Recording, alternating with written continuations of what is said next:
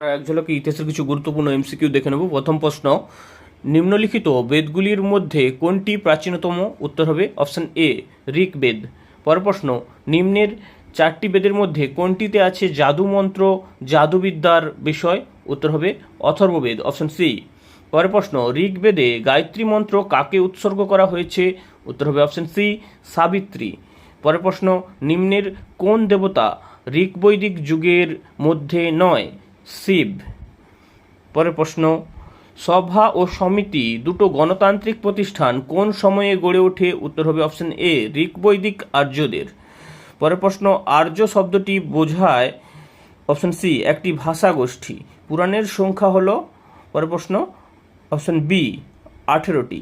পরের প্রশ্ন, সঙ্গীতের উৎস কোন বেদকে অনুসরণ করে হয়েছিল? উত্তর হয়ে যাবে অপশন বি সামবেদকে। Thank you.